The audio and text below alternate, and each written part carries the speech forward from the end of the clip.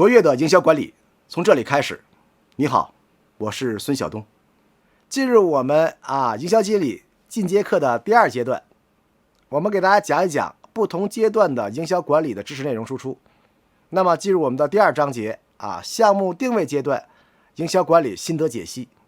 那么在这个章节里面给大家讲3个知识点我们的3个大节课。那么做项目定位要关注3个核心内容之前给大家分享过一个项目定位阶段3大关键节点。第一个就是我们的叫投资可研报告，在拿地的时候营销要参与，如何帮助企业来算账来制定我们的举牌拿地的策略第2个课程讲什么呢？讲我们的拿完地之后了，做项目投资可研做项目产品可研，如何做好产品。第3个呢，就是我们产品出来了，那么这个产品不同的操盘手，不同的开发周期，你的收益是不一样的。如何做一个动态的开发管理计划，来帮助我们企业获得最大的利益，是吧？一个项目洋房高层小高都有，是吧？先卖洋房还是卖高层，是吧？先卖别墅还是卖小高，是吧？你的前后推盘策略以及我们的推盘策略和价格策略它匹配，对你的溢价表现是不一样的。所以我们在第2部分里边给大家讲3个知识点内容。好了，进入我们项目定位阶段的第1个知识点项目可研报告结合我们土地成交确认书，在拿地之前我们如何做一个投资可研。有些企业管它叫做什么呢？叫做拿地可研，又叫投资可研。那么这个可研报告和我们拿完地之后做的市场产品报告有什么关联，有什么区别呢？给大家详细讲解一下。那么我们在这个投资可研报告里面关注3个知识点内容。第一个就是营销策划主导开发投资经营逻辑的确定。第2个就是项目投资决策可研调研的测算。第3个项目投资可研执行报告的撰写。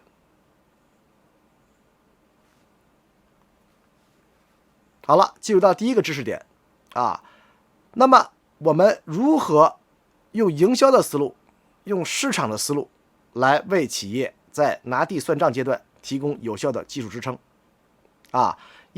营销策划主导开发投资经营的逻辑确认。那么什么叫营销策划主导呢？在过去3-5年从15年开始市场变好了，很多的像小中粮祥生这些企业迅猛发展，业务做得非常非常的大。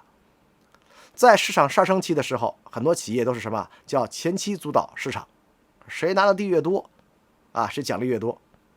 这是上升期企业规模化高周转的这个战略的一个表现。但是随着18年世界大之后，国家对这个高质量发展要去取代高速发展的这种国家的宏观政策的落地，对房地产的要求各种限购限贷政策的出台，3条红线的落地，就造成了我们企业房地产企业没有像以前那样高歌猛进的打法了。就是现在的高周转的战略已经逐渐的向追求质量发展追求品质发展、追求利润发展的这种开发战略在转型了。那么进入到低谷期的时候了，过去那种高歌猛打，每个月每年房价都上涨的这种趋势就不存在了在微利时代的时候，很多企业更注重我们每个项目拿地的质量，就是你前面拿的地是否能够拿出10%、15%的利润，是吧？那过去以前期主导开发的这种模式，就会出现一个很大的一个问题和风险，是吧？前测人员为了拿这块地测算的非常乐观楼面地价2万块钱也可以拿，加上4000块钱的建安成本，整个综合成本2万4，我们卖3万还有20%利润。市场好的时候能卖到3万，市场不好的时候，竞争加剧的时候了，能卖到3万吗？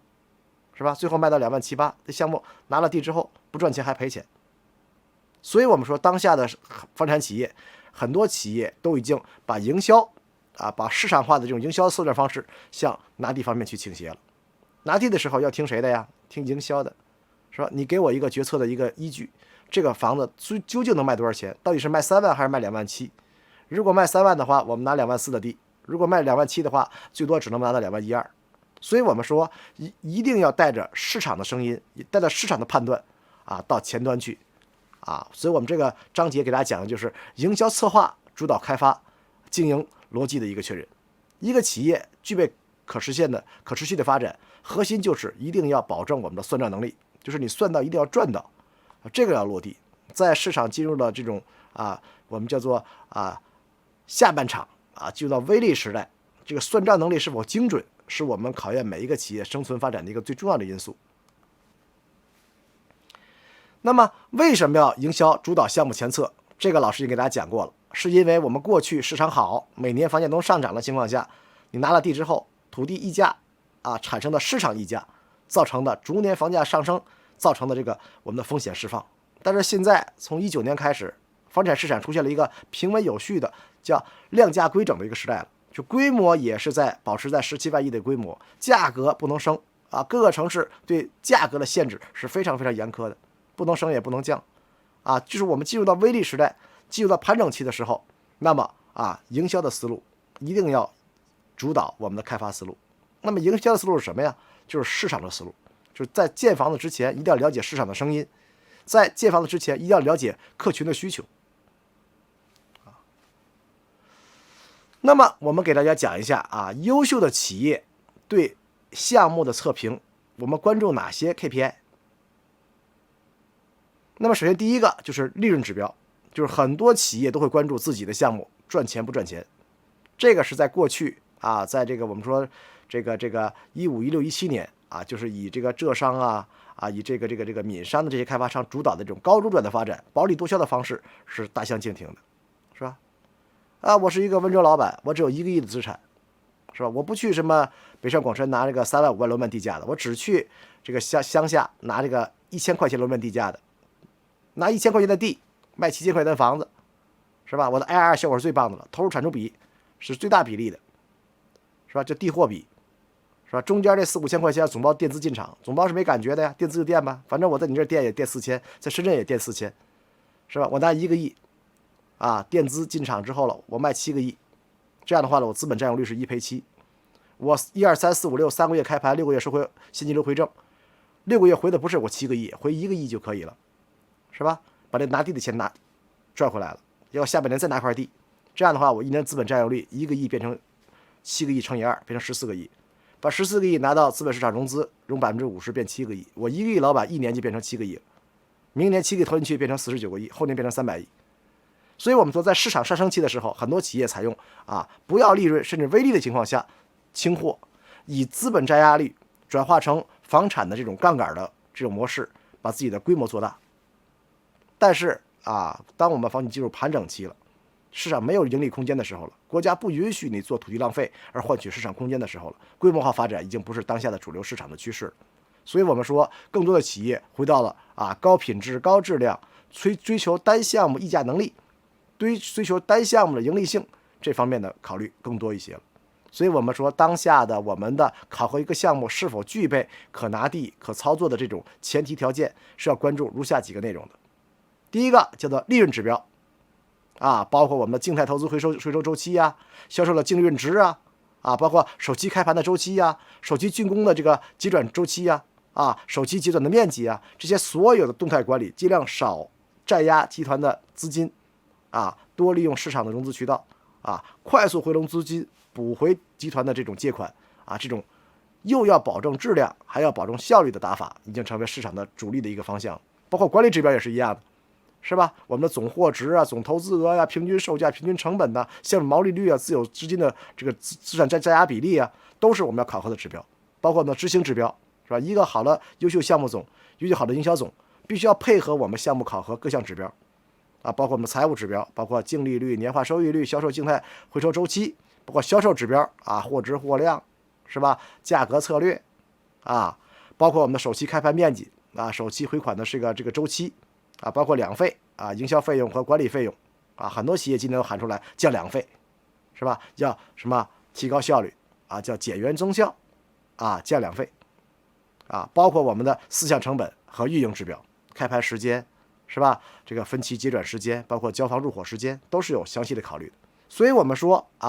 当下新时期的好企业好管理是由于3个维度来组成的。第一个就是好的计划的制定及分解能力，是考核一个项目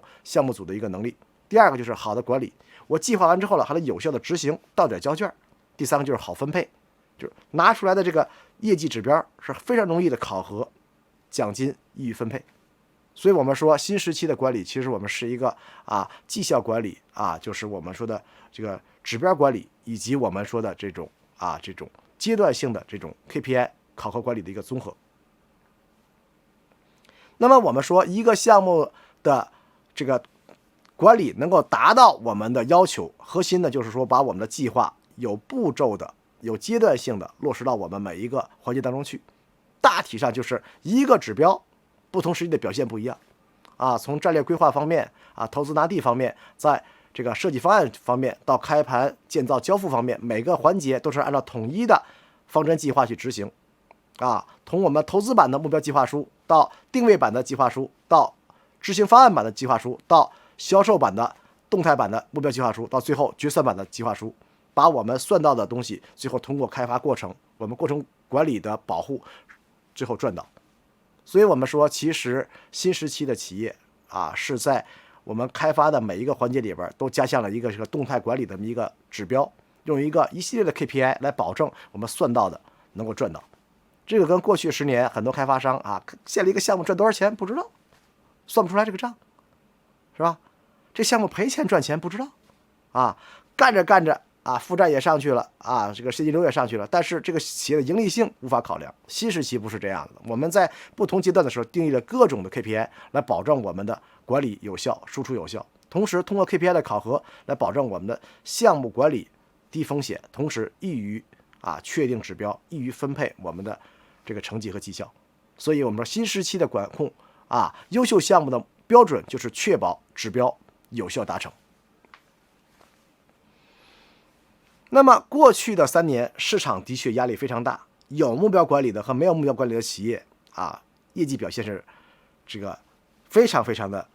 这个明显的。用3句话来总结过去的市场。第一句话，2018年是过去10年中最差的一年，但是我们有一个业内很有名的一个同仁讲了一句话，很有可能是未来10年最好的一年。那么从现在来看的话，好像18年的市场真的是不错的19年我们用整整1年的时间去验证上一面一句话，除了空房啥也没等来。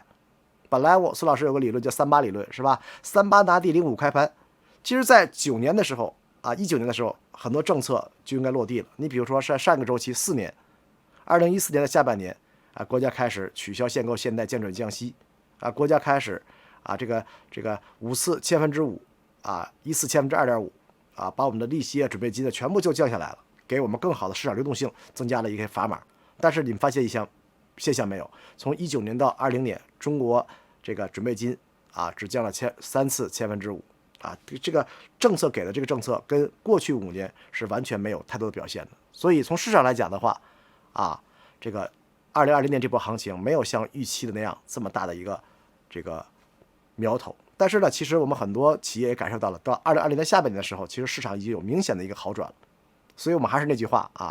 不管是干房地产开发也好，还是要干营销也好，我们有一句话叫靠天吃饭，一定要在战略方面选择上升期，选择国家对这个行业放松的政策期对支持的时候入市，效果是最好的。所以去年2020年下半年，包括今年2021年，包括明年2022年，这3年的市场还是可期的那么用2020年一句话，我们不但用整整1年的时间验证了上面的一句话，市场非常平稳，没有之前那种周期把这些库存全部去掉的周期大浪潮来，是吧？我们还等来了一个叫新冠的黑天鹅大家非常难过，上半年几乎没有干什么事情所以跟大家讲一个事情我们2020年还要给了我们房产公司加上了3条红线所以我们说未来的市场预期会越来越紧张政策方面的这种高压会越来越严苛。所以我们说过去的周期可能还会存在，但是已经不是这么明显了。考核我们每个标杆企业的这种生存能力的，只有靠我们的管理，通过管理来要效益。我们用一个图表来总结未来发展的一个趋势。新型发展企业必须要具备如下几个能力我们说面对如此恶劣的市场环境是过去20年不具备的我们一方面政府在土地方面在收紧今年很多土拍都是成片土拍的，什么意思就不给那些中小企业投机的机会了要想拿地就是平方公里几块地一起来拿，有这个能力没有？拿地上设了很多限制，你要自持是吧？你要这商业配比呀，一些小公司得自持10年20年，你这个企业能不能在还另说着。这个项目中短期内没有利润回笼了怎么办？所以我们说啊，国家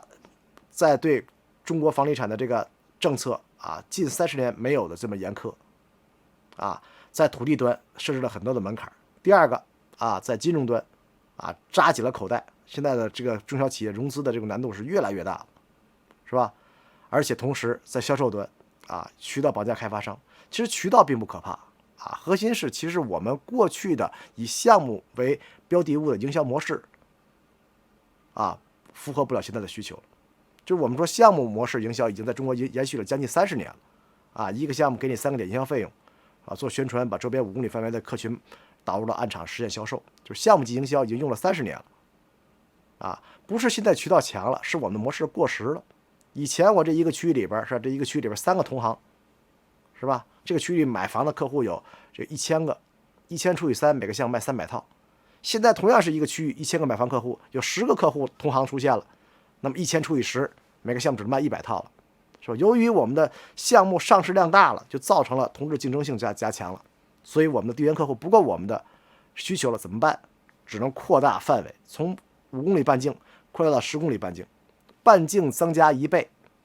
啊，你的营销费用覆盖面积是3.14乘以2的关系，就是营销费用增加6倍以上。以前是2.5，现在达到13、14，没有一家地产企业能够给出你13、14的营销费用，所以就造成了我们只能在我们营销费用覆盖不到的地方，通过渠道导客的方式。所以渠道不强，是我们当下我们以前的2.5营销费用覆盖的地缘客户的面积已经达不到我们的需求，所以在土地端的成本增加，在融资成本增加，同时在营销成本增加3个成本激增的前提下，再加上啊同行的恶性竞争，那像房子多了吗？是吧？老百姓贴水余地大了吗？怎么办呢？只能是微利时代降价促销，啊，在4座大山的压迫下，房地产的这个利润越来越薄了。那么现在当下的企业都在关注什么东西呢？关注新型时期的企业生存之道，是吧？所以我们说现在的房地产企业的利润在4座大山的夹击下，同时国家给了3条红线，是吧？保现金流、降库存、控杠杆，开发商现在近些年的市场日子是举步维艰啊！给大家讲一讲现在标杆企业的企业战略啊，给大家讲一讲啊，6个词。第一个叫降低土储啊，小股控盘，尽量在土地端尽量减少我们的资金占压，保证现金流啊，存土地不能存太多，而且尽量不要拿真金白银去压地。第二，快速回款，提高利润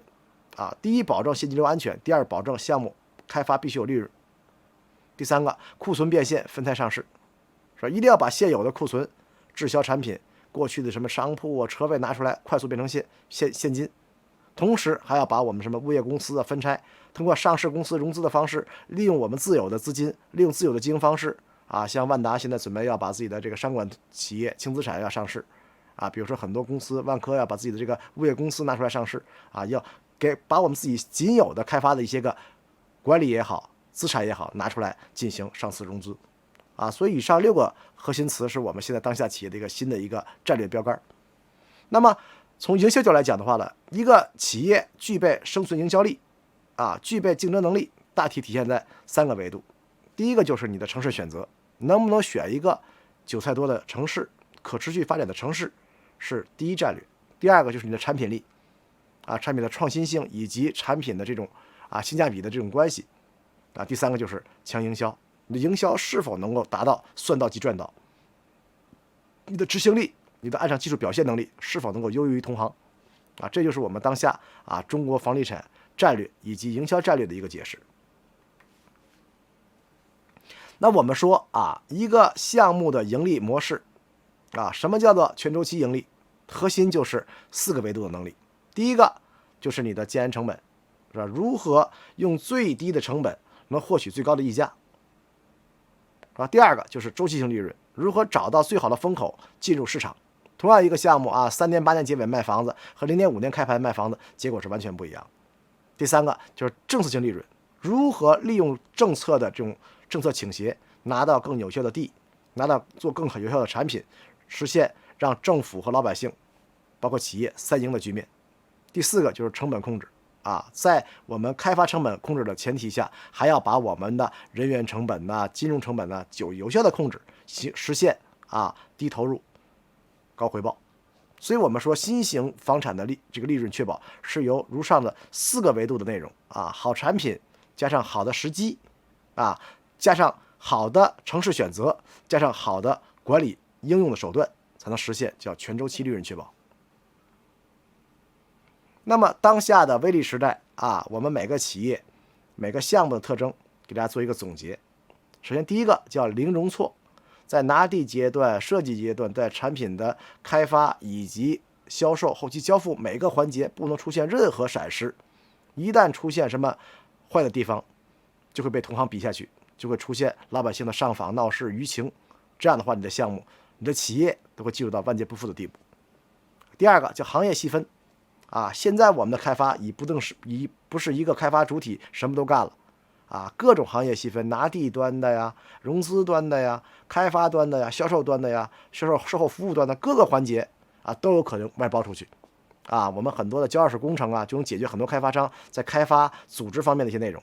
包括一些个设计外包也好总图优化外包也好包括销售外包也好，都会出现很多行业细分的一个现象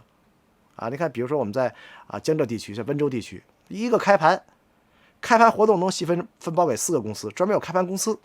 专门有打印合同的公司，专门有给你这个组织活动、这个组织这个物料道具、租电脑的公司，能够帮我们企业解决很多自己不擅长做的事情行业细分其实是我们一个行业成熟化发展的一个很重要的一个关键一个因素第3个叫零增量就是未来国家控制整个房地产的规模在17万亿的规模，这个趋势是很明显的。第4个叫多元发展你看我们从19年开始，很多企业都改名字了保利开发是吧？保利 Real Estate 改名叫保利发展 Development， 一个字之差，它的经营范围增加了，是吧？大中粮改名叫大悦城控股，是吧？把这个中粮地产开发改成了叫控股管理有限公司，它的经营范围增大了。那么其实开发商以前建房子卖房子模式逐渐向经营运营、向城市运营的方面转化，也是我们国家我们政策对这个行业的一个新的需求。所以我们说，我们地产公司新时期一定要做到与时俱进行业细分加管理精细化的时代已经到来了。那么营销工作在前端表现最重要的核心是什么？就是我们如何规避市场的不可控性。之前给大家分享过，营销工作不可控性大体分为5个维度第一个维度就是没有行业标准。你看我们工程有建造标准，是吧？设计有设计标准，国家设计规范。但营销工作到现在国家没有给一个营销管理工作的一个指引，是吧？我们所处的行业是一个没有标准的行业，是吧？大学毕业不是学地产营销专业的，是吧？我们进入市场进入这个工作岗位都是靠摸索学习过程当中的。一个没有行业标准、没有指入机制的行业，其实是很危险的第二个，被动技能受政策、受市场、受客群的影响是非常大的。第3个，工作几乎是点动词，不好复盘，不好评定，干过去就干过去了。你建个房子100年屹立不倒，是吧？评个什么优级评个什么鲁班奖什么的，这个建筑可以经受时间的考验。但卖房子卖完之后了，没人再关注你了，是吧？第4个，产品不可实现标准化。由于一个土地属性、一个建造标准、一个客群的一个反应，所以我们建造的房子没有一个项目是一模一样的。所以由于产品的这个不可复制性，造成了我们的房子无法实现3包，没法3包就不能这个卖现货。所以我们是期房销售，要先解决卖的问题，最后再给你修房子交付的问题。所以我们特殊的这个产品特征就造成了我们的营销模式每一个项目都是独一无二的。所以营销标准化是非常难的一个课题。最后一个就是我们规模趋势造成的我们人员素质水平的这种普遍能力的低下。不是说现在的水平不行了，是由于我们的人数太多了，是吧？孙老师在04年拿了一个证叫房产经纪人证，我的证是14700多号，那个时候取证的经纪人有14000多人。但是我在前2年跟国家教育部的一个领导交流的时候，领导说了，你们干营销的经纪人可不少近10来年好多人考这个证，有100多万人拿了这个证了我们现在播音统计，在销售一线工作的销售人员一共有800万人之众，这些人都是没有经过专业培训训练，没有考过级，没有经过专业毕业学习培训就盲目上岗了啊，在顺风期的时候，房子好卖的时候，什么都好。但凡市场不好卖了，这些个没有经过系统培训的、没有经历过大风大浪的职业经理人啊，就会受到挫折，容易放弃。所以，我们现在很多暗场的这个销售水平能力，远远不如10年前赵宝金万时期。就是我们的人员的数量激增，造成了这个行业普遍的专业水平下降，啊，这也是我们很多暗场的一个共同的痛点。所以，抓住暗场的管理标准化啊，抓住暗场的销售员的这种专业培训，是我们这回网课的一个很重要的一个基石点啊。希望大家能够通过我们的管理，高效的管理，能够确保暗场的管理技术输出这个环节不要丢分。所以我们说，房地产营销工作标准化建设是一个永恒的课题。逆势期的现金流是生命线，退是命门。我们经常开玩笑说，一个房地产开发投融产退4个环节是很重要的。但是我们发现啊，投融产其实都是我们主动性比较强的，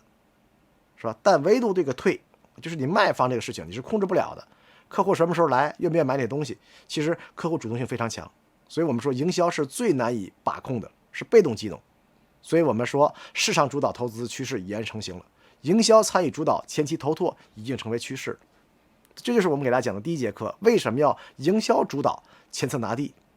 啊？如果你不把这个事儿卖给谁想明白的话，拿这个地风险会很大。过去是靠周期来去库存，现在是靠产品管理的精细化，是靠市场把握定位的精细化，才能实现去库存。所以第一个章节给大家讲的就是我们为什么要用营销的视角，用营销的逻辑去管理拿地